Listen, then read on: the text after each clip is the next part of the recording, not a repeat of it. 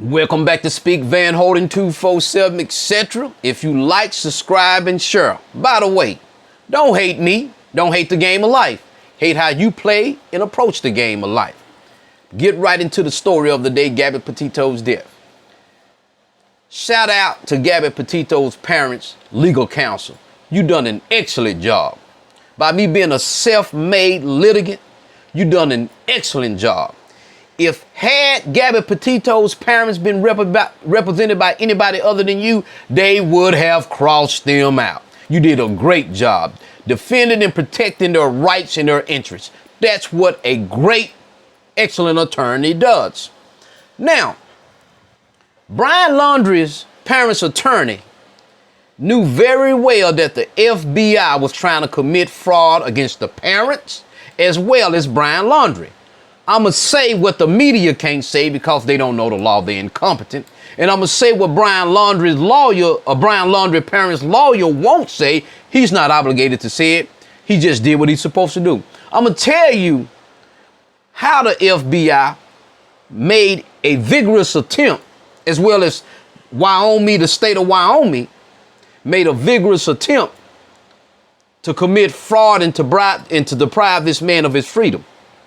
First of all, when Gabby Petito allegedly came missing, allegedly, it was not proved that she was missing. Allegedly, we're going to keep this in mind. This is what harmed R. Kelly's case. Too many people asserting facts that's not in evidence, not proven. So she allegedly came up missing. I'm speaking from a legal and proper standpoint. Allegedly became missing. They began to search.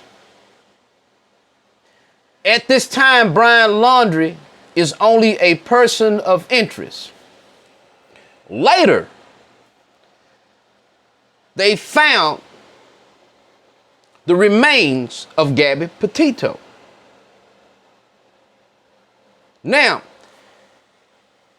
voila, the FBI charged this man with debit card fraud. When they did this here, I want everybody to know the FBI committed a constitutional civil rights violation against this man. They was engaging in criminal activity when they charged this man with credit card fraud. You know why?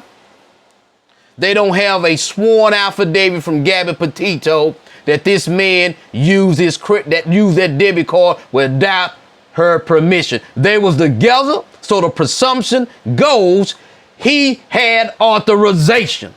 The FBI just committed a fraud against that man. I'm calling the FBI out on it, and you can't contradict me. No attorney has blasted that fact. Why? They punks. They're gonna bend over so they can practice law, but they're not going to protect your rights. Now, I'm going to go a little step further. They did not charge, back up. The reason why they charged him with debit card fraud, this was a vigorous attempt to get jurisdiction over the case. Without jurisdiction, you have no power to prosecute or try a case. Jurisdiction is very important. So what they did, they charged this man with debit card fraud in order to make it a federal thing. But once again, there is no probable cause that he did not have authorization to use it. That was a fiction. They charged him to get his body into custody so they can question him about Gabby Petito's death. That didn't happen because he ended up dead. Now, everybody has assumed, well, I'm not going to say everybody, but the media and 90% of the world has come to the conclusion that he killed Gabby. But there is no evidence of that. This is what harmed R. Kelly case. Assumptions. There is no evidence of that. No matter how we feel about what happened, when we go to assuming something happened, we ourselves commit a crime against that person. We begin to act as a mob mentality, effectively interfering with this man's right to innocence until proven guilty. Now, This is why the FBI never charged this man with homicide, because they couldn't prove that he killed the woman. They assumed.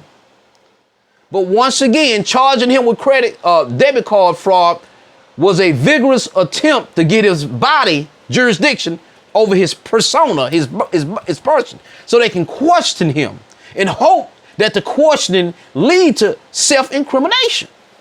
It didn't happen. Now you have Gabby Petito's parents telling, hey, you know something, telling Brian Laundrie parents, hey, it don't matter what they know. You're assuming they know something. Since you have already arrived at a conclusion, I wouldn't talk to you either. I'm sorry for your loss, but guess what? They have no legal or ethical obligation to discuss anything that they know with you. If their son called them and say, hey, mom, I did this, they don't have to tell the world anything about that because it's after the fact. And even if, let's say that he called his parents and said, hey, mom, dad, I did this, I did that. You notice I'm not saying exactly what he did, because you never imply that someone did something specific. Now that he's dead, now that she's dead, we can speculate now. They don't exist. It doesn't matter. They don't exist. Let's say he called his mother and father and said, mom, I killed her, or I'm gonna kill her, or I have already killed her. As a parent, I'm not gonna help the authorities get him because that's not my job. If you wanna, he did that. He told me he done it, but unless you know I know this here, ain't nothing you can do. People, protect yourself from the FBI or the police. I don't care how horrendous a crime is, because when they begin to question you, you say the wrong thing, you may reveal something that you shouldn't reveal that may imply that you know something and you don't know anything. And here's another reason why they never charged the man. I'm going to tell you, it's crazy, but this is from a legal perspective. This is why a lot of people get locked up. They freely talk to the police and the FBI. They don't have a clue to what's going on. Remember, the game of life means you have to understand the rules of engagement when you're dealing with these corporate fictions. The FBI is a corporate fiction. Every police authority is a corporate fiction. And if you don't know anything about corporate law, you need to go read what a corporate fiction is. Corporations are people for the purpose of their fictitious position.